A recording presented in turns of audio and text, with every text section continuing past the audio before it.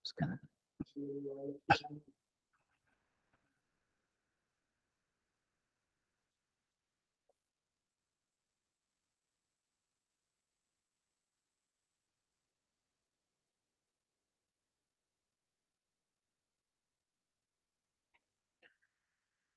Dan diriwayatkan daripada Ka'ab al-Ahbar radhiyallahu anhu bahwasanya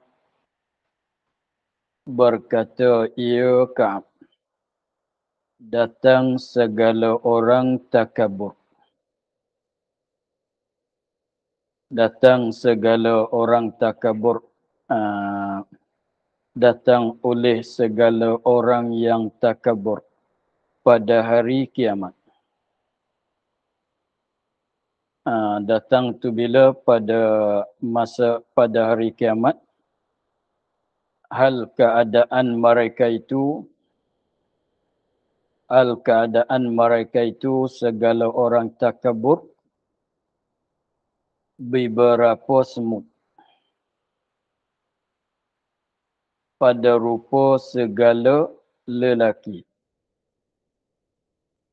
mengelubung akan mereka itu atau datang akan mereka itu oleh kehinaan daripada tiap-tiap tempat dimasuk mereka itu pada satu api atau datang akan mereka itu oleh kehinaan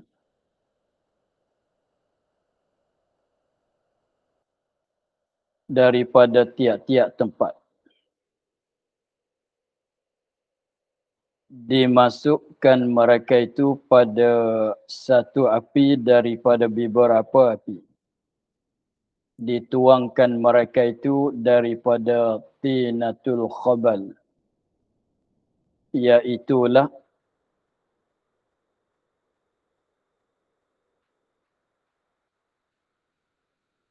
apa ni?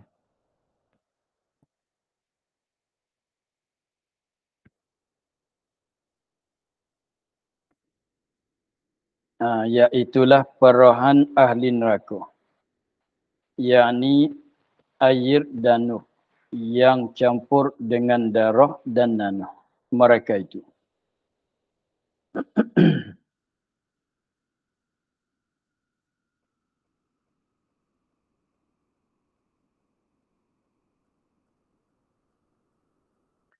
Diriwayat daripada Ka'ab al-Ahbar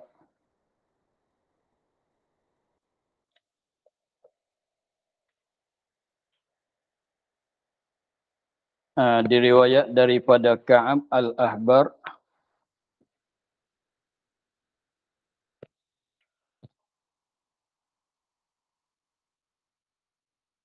radhiyallahu anhu. Ka'ab al-Ahbar ni setengah daripada tabi'in. Bahwasanya Ka'ab berkata, ya Ka'ab,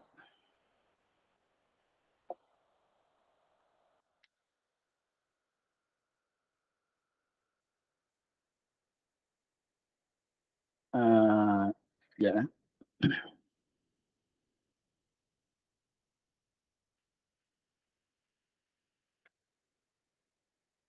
Berkata ia Ka'ab.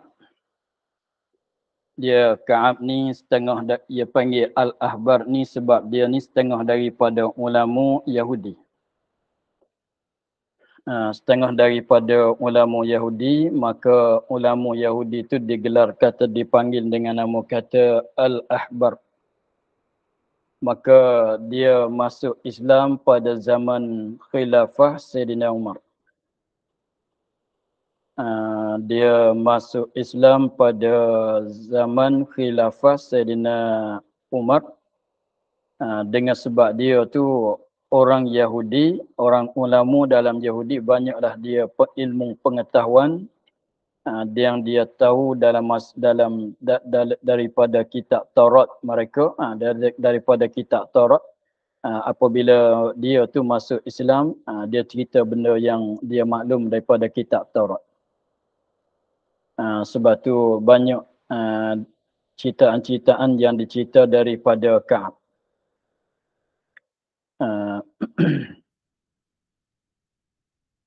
Maka di sini setengah daripada ceritaan yang diriwayat, yang dicerita oleh Ka'ab apabila dia tu masuk Islam. Katanya berkata ia Ka'ab, datang oleh segala orang yang takabur pada hari kiamat. Jadi mana dibangkitkan orang takabur pada hari kiamat esok, keadaan mereka itu, orang-orang yang takabur itu beberapa semut. Maknanya kecilnya. Kecil. Dengan sebab balasan bagi orang takabur tu Allah Ta'ala mengkecilkan badan dia. Di akhirat esok Allah Ta'ala bangkitkan orang yang takabur pada dunia. Di akhirat esok tu kecil badan dia tu seperti semut. Tapi bukan datang dengan rupa semut lah. Pada rupa segala lelaki. Maknanya rupa-rupa manusia lah. Tapi kata seperti beberapa semut tu maknanya badan dia kecil macam semut. Badan bagi orang yang takabur tu kecil macam semut. Tapi rupa tu rupa manusia lah. Bukan katanya datang rupa semut tu bukan.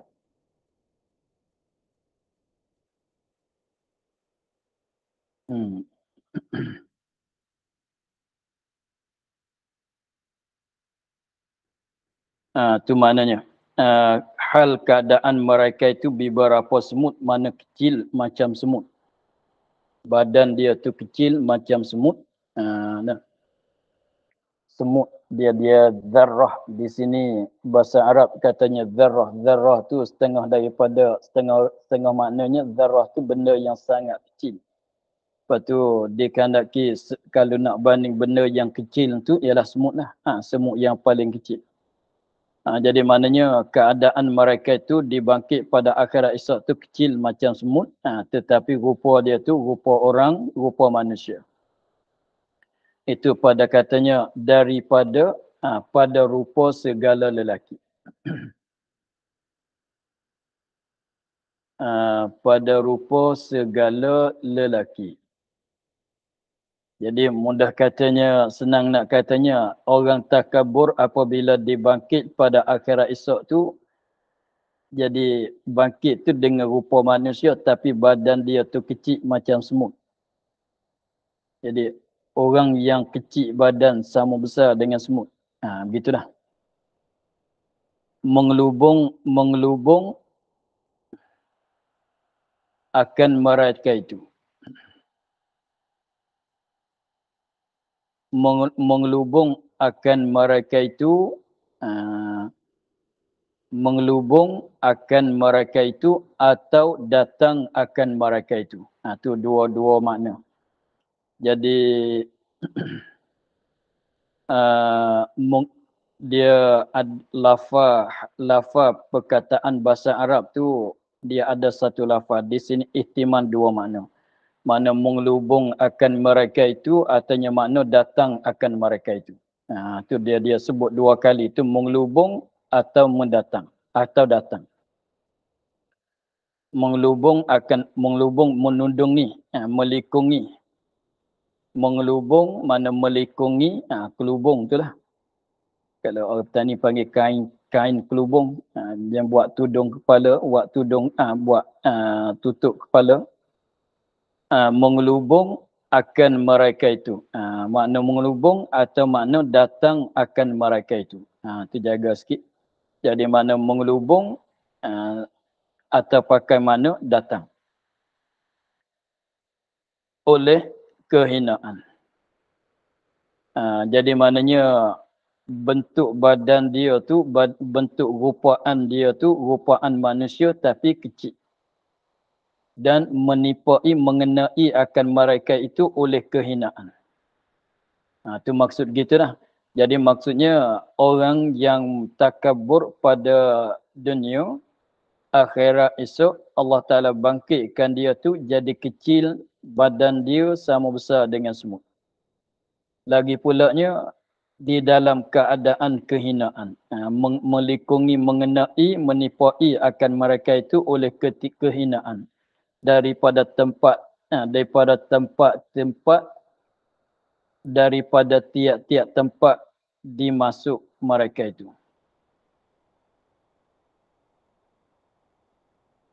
Duduk kat mana? Daripada tempat-tempat yang masuk mereka itu. Dah. Salah. Wakah tak kena. Mengelubung akan mereka itu atau datang akan mereka itu oleh kehinaan daripada tiap-tiap tempat. Wakah di situ.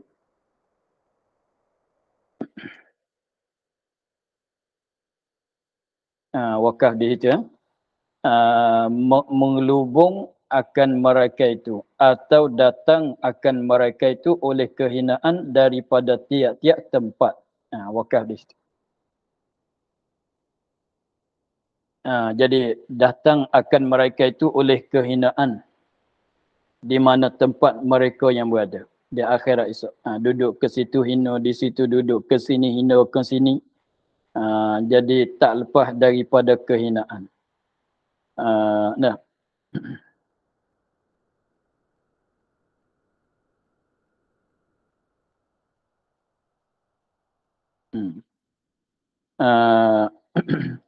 Daripada tiap-tiap tempat. Maknanya duduk di mana pun akan kena kehinaan. Lepas tu setengah tafsir dia katanya datang akan mereka itu oleh kehinaan pada tiap-tiap tempat, mengelubung akan mereka itu oleh kehinaan pada tiap-tiap tempat. Setengah dia tafsir gini, katanya setiap di mana dia duduk akan kena pijak dia orang. Di mana dia duduk akan di mana dia berada akan dipijak oleh orang. Sebab dia semut kan. Dia kecil tu, ada kalanya orang berjalan tu, kita berjalan tu, kita tak perasan pun kat tanah tu ada semut.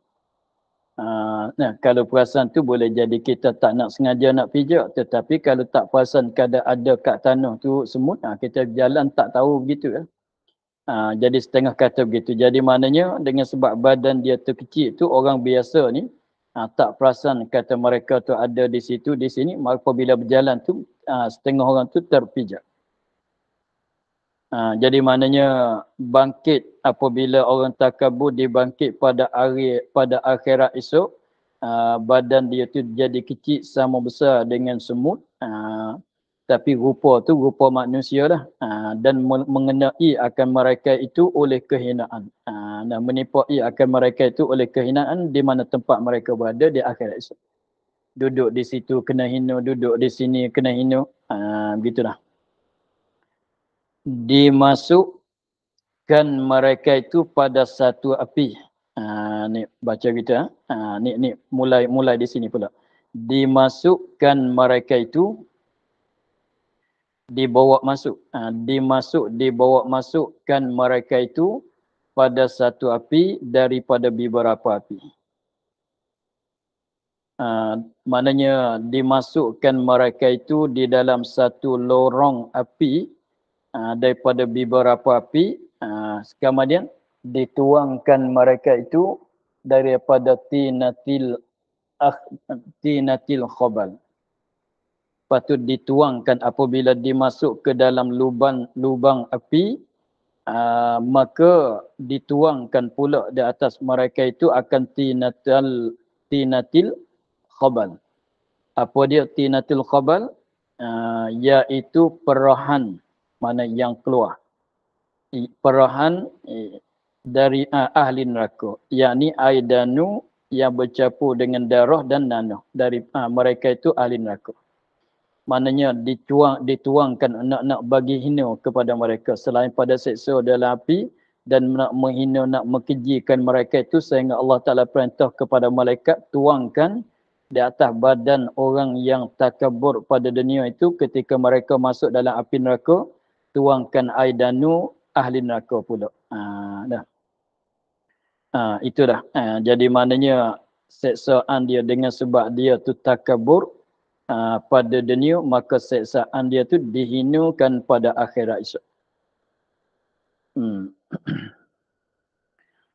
Kemudian bab kita dah habis di situ, maka setiap kali khatamkan satu bab, musannif berdoa untuk kita kesemua dengan katanya nas'alullah ta'ala, nas'alullah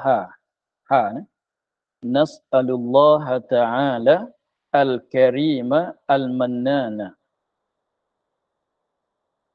Nas'alullah, dia letak baris nas'alullahu, itu salah. Nas'alullah ta'ala al-karim al-mannana. Memohon oleh kami akan Allah yang amat mulia, yang amat beri, yang banyak memberi nikmat. Al-karim, yang mulia, yang amat mulia, al-mannan, yang banyak memberi nikmat. An yusallimana, bahawa mensejahtera akan kami, meselamatkan kami, min su'il akhlaqi, min su'il akhlaqi, daripada jahat akhlak, daripada akhlak yang tak baik. Wa ahwalin nirani, niran tu api neraka. Niran tu api neraka. Wa ahwalid, dan haru-hara, daripada api neraka. Minta selamatkan kita semua. Amin ya rabbal alamin.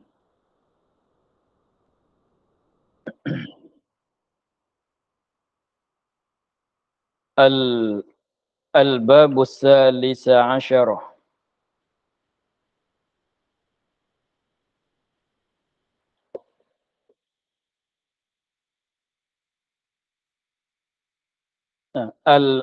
Al-babus salisa asyarah fi fasli husnil khuluqi wa jumalin minal khisalil mahmudati. Wa jumalin minal khisalil mahmudati.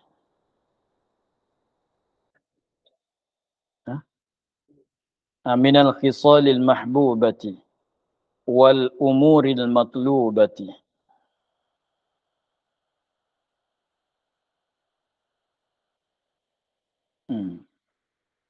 Bermula bab yang ke-13 pada menyatakan kelebihan elok perangai. Perangai elok tu setengah daripada kelebihan. Kelebihan bagi berperangai dengan perangai yang elok. Gitu ya. Kelebihan bagi berperangai dengan perangai yang elok. Bab ni, ini bab yang ke-13 nak menyatakan kelebihan berperangai dengan perangai yang elok. Mana begitu? Berperangai dengan perangai yang elok. Dan beberapa perhimpunan, itu jumal. Dan beberapa, ni nak menyatakan beberapa perhimpunan, kumpulan perhimpunan daripada segala perkara yang dikasihkan. Dan nak menyatakan satu perhimpunan daripada perkara-perkara yang disukai oleh Allah Subhanahu wa ta'ala. Dan segala perkara yang ditutupkan, supaya ada kepada kita. Ini nak menyatakan benda itu. Firman Allah Ta'ala, firman Allah Ta'ala,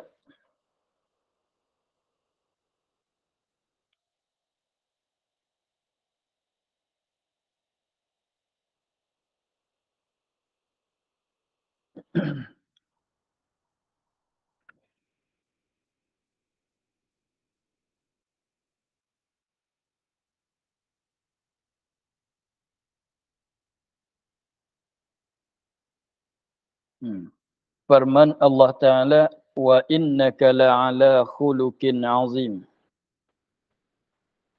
Wa innaka la'ala khuluqin azim. Artinya bahawa dan bahawasa engkau itu Muhammad, engkau tu tuju kepada Nabi Muhammad. Sungguhnya atas perangai yang amat besar. Sungguhnya engkau itu atas perangai yang amat besar. Dikarenakan yang amat besar ni, perangai yang amat besar ni perangai yang tertinggi. Perangai yang amat besar, yakni perangai yang tertinggi. Jadi di sini Allah Ta'ala memujikan kepada Nabi kita Muhammad sallallahu alaihi wasallam bahawa Nabi kita ini duduk di atas perangai, terletak di atas perangai yang tertinggi. Maknanya perangai Nabi kita tu perangai yang tertinggi. Perangai Nabi kita tu ialah perangai yang tertinggi, maka tak tinggi melainkan eloklah. Begitu. Lagi pulanya apabila Nabi Muhammad itu berperangai dengan perangai yang tinggi, maka kita umat ini disuruh mengikutkan Nabi Muhammad sallallahu alaihi wasallam. Apabila Nabi Muhammad itu berperangai dengan perangai yang elok yang tinggi, maka kita pun ditutupkan kita berperangai macam dia juga. Begitulah. Jadi bahasa Arab tu azim. Azim tu makna besar. Perangai yang amat besar. Kalau kira asalnya azim ni besar nisbah badan. Orang badan, mana kalau badan tu besar, itu panggil azim lah. Tetapi tak dikehendaki yang perangai yang besar-besar, maknanya besar macam besar gajah. Bukannya begitu. Tetapi mana perangai yang besar di sini dikehendaki makna besar ni maknanya tinggi. Maknanya tinggi. Peringkat tu tinggi. Maknanya taraf perangai, taraf bagi perangai Nabi itu ialah taraf yang tinggi. Sangat elok perangai dia. Dan firman Allah Ta'ala, wal kaziminal ghaiza wal 'afina 'anil nas wallahu yuhibbul muhsinin. Wal kaziminal ghaiza wal 'afina 'anil nas wallahu yuhibbul muhsinin. Artinya, dan segala orang yang menahankan marah. Orang-orang yang menahankan marah. Jadi menahankan marah ni menahankan daripada perasaan marah dia. Dia menahan daripada marah, dia boleh sabar. Daripada marah di sini dikehendaki marah di sini tu, marah maknanya ambil balas dengan kemarahannya. Ambil balas dengan kemarahan. Apabila ada orang buat kat dia, dia pun marah. Apabila dia marah, dia pun ambil balas kepada orang yang buat salah dengan dia. Orang yang buat gangguan pada dia. Padahal dia tu kuasa untuk nak ambil balas, tetapi dia tak ambil balas. Itu maknanya yang menahankan marah. Menahan yakni daripada meluluskan kemarahan. Menahankan marahnya, menahankan daripada melulus akan marahnya. Menahan daripada meluluskan marahnya. Kalau datang perasaan marah pun dia tak buat mengikut perasaan marah dia.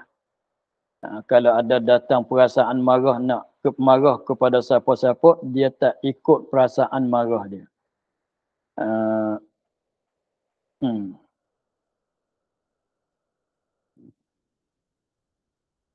Dan segala orang yang maaf daripada manusia.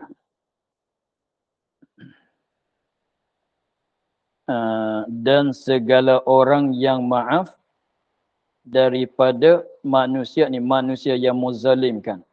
Manusia yang menzalimkan mereka. Mezalimkan dia. Dan maknanya yang memaaf, maknanya tidak ambil seksa, tidak menyeksa, tidak membalas dendam, tidak menyeksa, tidak ambil tindakan kepada mereka yang mezalimkan dia. Itu makna yang maaf daripada manusia. Wal'afina 'anin nas. Ada orang buat jenayah, ada buat salah dengan dia, orang merosakkan barang dia pun dia memaaf. Maknanya tak ambil kisah dengan orang yang buat salah dengan dia. Dia tak ambil kisah, tak ambil balas, tak ambil seksa, tidak membalas, tak ambil kisah dengan orang yang buat salah dengan dia. Daripada maknanya orang yang zalim kepada dia, dia tak balas balik. Orang yang muzalim kepada dia, dia tak balaskan kezaliman itu kepada orang itu. Itu nak ceritanya perangai yang baik. Setengah daripada perangai yang baik itu ialah orang tak buat mengikut kemarahan. Setengah daripada kebaikannya, perangai yang baik itu ialah memaafkan daripada orang yang maaf kepada orang yang muzalim kepada dia. Tidak menyeksa, tidak mendenda, tidak ambil balas kepada orang yang muzalim kepada dia. Wallahu yuhibbul muhsinin. Dan Allah Ta'ala itu kasih akan segala orang yang berbuat kebajikan.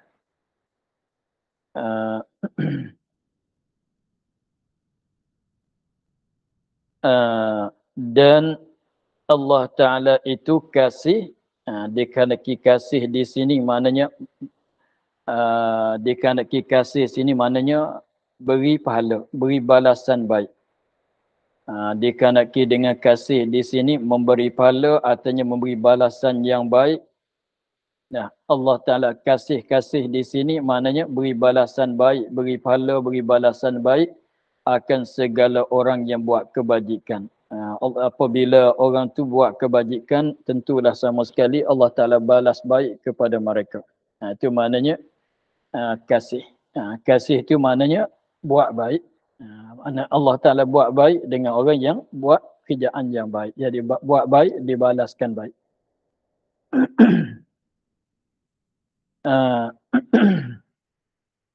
Dan firman Allah, innama yuwaffas sabiruna ajrahum bighairi hisab. Innama yuwaffas sabiruna ajruhum tu badal pada as-sabirun.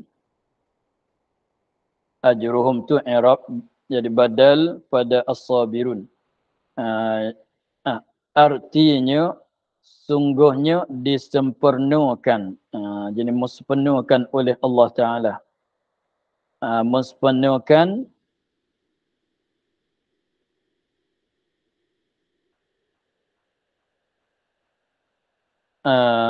Disempurnakan oleh Allah akan segala orang yang sabar itu.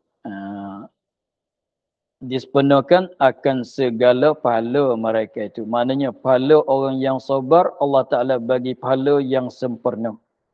Allah Ta'ala bagi pahala kepada orang yang sabar itu dengan pahala yang sempurna. Lepas tu sabar di atas bala, sabar di atas kesusahan amal ibadat taat. Disempurnakan segala orang yang sabar. Sabar di mana dia?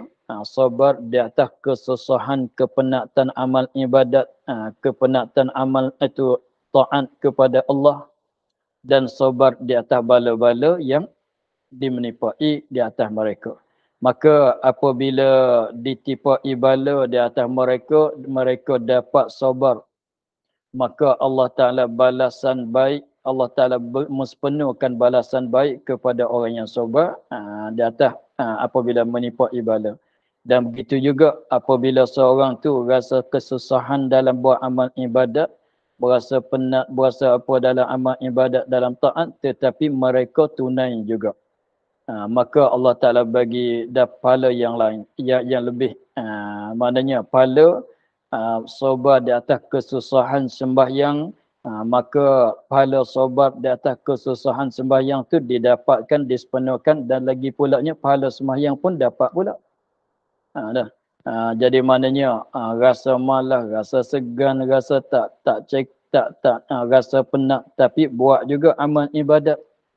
Sabar untuk nak boleh jalankan amal ibadat, maka orang ni akan dapat dua gandaan, dua bagai pahala. Satu, amal ibadat yang dia lakukan, dan yang keduanya pahala kesabaran dia di atas kesusahan buat amal ibadat sehingga sempurna amal ibadat itu.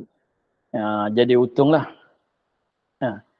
Jadi Allah Ta'ala sempurnakan pahala balasan baik kepada orang yang sabar itu dengan tiada hisap, dengan tak dikirakan. Dengan tiada hisap, dengan tak dikirakan. Mana tidak hisap, maknanya tidak dengan timbang, tidak dengan sukat. Ambil bagi, ambil bagi. Dia nak ceritanya bighairi hisap ni, nak cerita katanya kalau kita manusia ni orang yang boros, orang yang murah hati, dia bagi barang ke orang tu, dia tak sukat, tak timbang dah. Apabila kita nak bagi, jangan kita nak jual. Apabila kita nak bagi barang kita kepada orang, kita tak suka, tak timbang, ambil masuk dalam kas, ambil masuk, bagi pada dia. Jadi maknanya tak suka dah lah. Nah, kalau beras tu maknanya secupok ke, satu gantang ke, ataunya 1 kilo, 2 kilo. Jadi maknanya bagi barang kepada orang dengan tak suka, dengan tak timbang. Itu alamat orang boros. Alamat orang yang boros, alamat kalau manusia lah. Alamat orang yang murah hatinya, apabila dia nak bagi benda kepada orang tu, dia tak kira lah berapa, sebanyak mana, dia ambil sekadar dia nak ambil, bagi. Sekadar yang nak ambil, dia bagi. Kalau duit tu, dia jemput ambil mana-mana, yang mana masuklah tangan dia, yang tu lah dia bagi. Kalau beras tu, kalau zaman dulu tu, kalau orang buat padi, orang tanam padi tu, biasanya kat rumah dia tu beras banyak lah. Apabila waris warah dia tu datang ziarah dia, dia bagi beras balik, bagi bawa balik buah tangan. Maka beras yang dia bagi tu dia tak suka, dia tak timbang, ambil masuk dalam bekas, ambil masuk dalam beg, bagi begitu. Itu maknanya kalau biasanya kalau setengah orang tu bagi secupok jadilah, jangan banyak. Itu maknanya ada tersakat, ada tersakat. Jadi maknanya Allah Taala bagi pahala, mempenuhkan pahala balasan baik kepada orang yang sabar di atas kesusahan amal ibadat dan kesusahan bala. Allah Ta'ala bagi pahala kepada dia tu dengan tak ada sakatan. Dengan tak ada sakatan. Nak tanya berapa, tak boleh nak sebut sakatan. Nah, kalau barang tu maknanya tak suka, tak timang. Bagi betul-betul begitulah. Nak kata berapa tu boleh bagi betul gitu. Tak suka, tak timang dah. Kalau barang ni, maknanya kalau duit tu makna tak bilang dah. Sebanyak mana dia ambil, lekat kat tangan, sebanyak tu dah dia bagi. Tak bilang, tak kira dah. Itu maknanya bighairi hisab.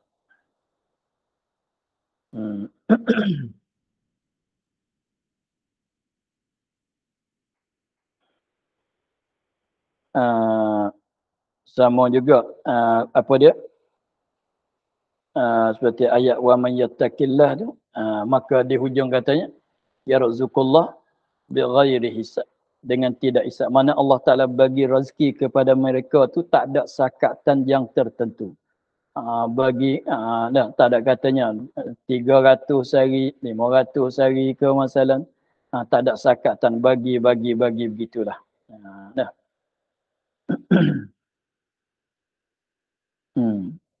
Dan firman Allah Ta'ala, khudhil afwa wa'mur bil 'urfi wa'arid 'anil jahilina.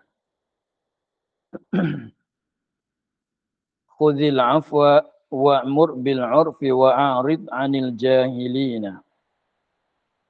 Artinya, ambil olehmu akan maaf. Ambil olehmu akan maaf. Ambil olehmu akan maaf. Dikehendaki maaf di sini maknanya senang.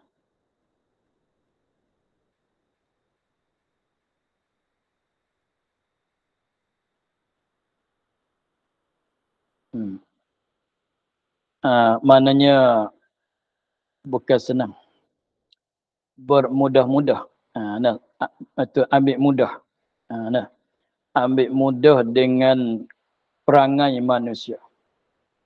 Ambil mudah dengan perangai manusia, dengan maknanya tidak cari keburukan orang. Dengan maknanya kita di dalam masyarakat, kalau kita nak bilang keburukan orang tu, jenah bilanglah. Orang tu kekurangannya begitu, orang ni kekurangannya begini. Tak boleh kekawan dengan orang tu sebab kekurangannya begitu. Tak berkawan dengan orang ni sebab kekurangan dia begitu, dia begini. Padahalnya kita tak payah tilik. Kepada kekurangan dia, kita nak berkawan kepada dia, kita tilik kepada tengok kepada sifat keelokan pada dia. Kalau nak berkawan tu tengok pada keburukan orang tu, setiap orang tu tak lepas pada kekurangan.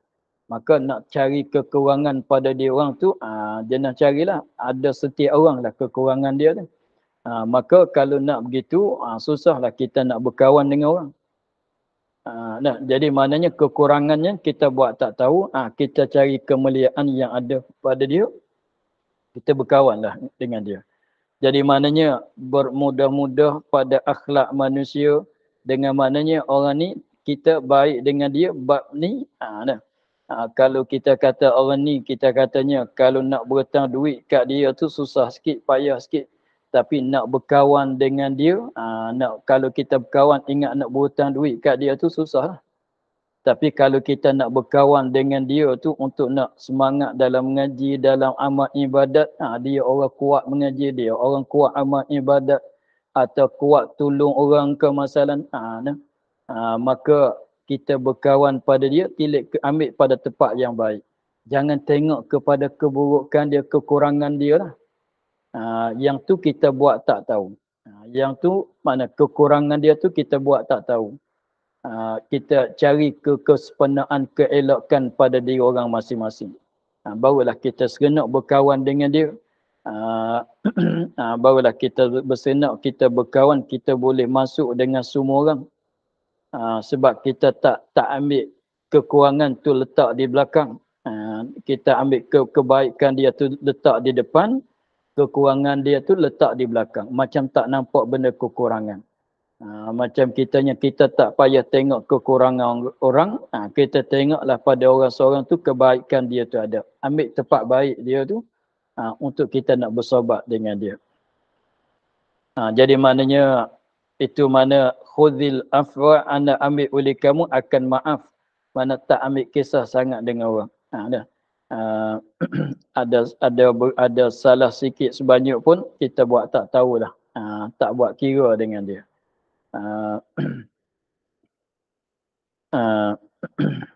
Setengah orang tu baik, baklah itu buat amal ibadat baik, buat pada rajin belajar, rajin buat amal ibadat, suka tolong orang, hati pun murah, baik kesemuanya. Tetapi cakapan dia tu nak jadi garam sikit. Maka kita tak payah ambil kisah lah tempat cakapan dia nak jadi garam sikit. Kita tengok dia ni orang, dia orang rajin buat amal ibadat, rajin belajar ngaji, buat semangat, suka tolong orang. Kita berkawan, tilik kebaikan dia. Jadi mana kekurangan dia tu kita letak di belakang, tak payah kita tilik. Itu setengah daripada huraian mana katanya ambil olehmu akan maaf. Maknanya bermudah-mudah pada perangai manusia, pada akhlak manusia. Pada akhlak manusia, dengan maknanya kita tak cari kekurangan di dia. Kita tak tengok kekurangan pada dia. Sebab kalau nak tilik pada kekurangan pada manusia yang biasa ini, tak lepas daripada kekurangan. Sebab tu kalau kita cari kekurangan orang, maka orang akan cari kekurangan kita juga. Sebab kita manusia, setiap orang tu tak lepas daripada kekurangan. Lain daripada Nabi dan sebagainya. Itu semua dalam kekurangan. Kalau kita nak cari kekurangan orang ni begini, maka tak berkawanlah kita. Kita cari tempat elok bagi dia, kita berkawan kita berkawan dengan dia, tilik pada benda yang elok. Biasanya adalah sikit sebanyak kekurangan pada diri seorang tu adalah. Maka kita tak payah tengoklah kepada kekurangan, kita tengok di kebaikan diri dia.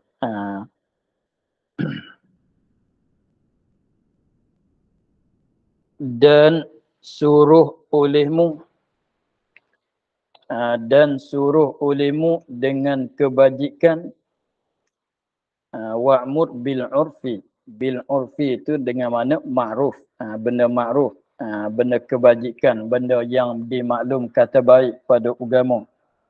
Maknanya kita kena suruh menyuruh antara satu sama lain pada buat kebajikan, dan berpaling olehmu daripada segala orang yang jahil. Berpaling maknanya jangan kita peduli, dan jangan kita peduli daripada segala orang yang jahil. Kalau dia orang yang dia nak kata apa, biar dia katalah. Kalau kita orang yang berakal, kita orang ada pengetahuan, lepas tu orang jahil nak kata begitu, nak kata begini, itu biar ke dia lah. Maknanya kalau kita ambil buat peduli kepada perkataan dia, dia maki pada kita, kita memaki pada dia balik, jadi kita jahil macam dia juga. Dia memaki orang tu, dia memaki pada orang tu, sepatutlah dengan dia orang jahil. Tapi kita orang yang tidak begitu, tak boleh kita nak buat macam dia. Kalau tidak jadi sama dengan dia. Kalau tidak jadi sama dengan dia. Sebab tu ada setengah guru tu dia katanya, kalau anjing salak jangan kita salak, kalau tidak kita anjing juga. Dia kata begitu. Maknanya kalau anjing tu salak kita buat tak tahulah. Kita buat tak tahu. Kalau kita salak balik, mana kita pun anjing macam dia juga. Sebab kalau salak tu anjing, kalau tak salak tu bukan anjing. Maaf cakap. Jadi maknanya ada terdengar, ada teringat kataan guru-guru, dia buat misalnya begitu. Dia buat misalnya begitu. Rasanya itu dia cerita daripada arwah Padain, tua kitab Baqarah. Adalah setengah orang tu mencacikan dia pada kitab yang dia karang tu. Pada kitab Baqarah karangan dia tu, ada setengah orang tu caci pada dia macam-macam berat-berat mencacikan. Maka setengah pada anak murid dia tu tak boleh nak sabarlah orang mencacikan kepada guru dia. Maka anak murid dia tu tanya macam mana nak balas kalau orang nak mencaci guru. Dia jawab katanya, kalau anjing tu salak, kita jangan salak balik. Jangan salak balas pada dia. Kalau tidak, kita pun anjing juga. Dia kata begitu. Ini makna lebih kurang dalam di sini. Kalau orang jahil kata begitu, kata begini, tak puas hati begini dengan kita, jangan kita peduli kepada dia. Tidak kita macam jahil juga. Jadi maknanya buat tak tahulah. Buat tak tahulah. Apabila orang jahil tu kata begitu, kata begini, dengan sebab kejahilan dia. Dengan sebab kejahilan dia, boleh membawa pada dia kata begitu. Kalau dia faham macam kita faham, kalau dia tahu macam kita tahu, tentu dia tak kata begitu. Kalau dia tahu macam kita tahu, kalau dia faham macam kita faham, tentu dia tak kata pada begitu. Maknanya kita dah duduk dalam suci, jangan turun jadi kotor bersama dengan dia. Itu maknanya, dan berpaling olehmu daripada segala orang yang jahil. Maknanya jangan duk balas, jangan buat peduli kepada mereka. Biar mereka duk kata belah macam mana pun. Kita tak cuma dengan sebab dia. Begitu ya.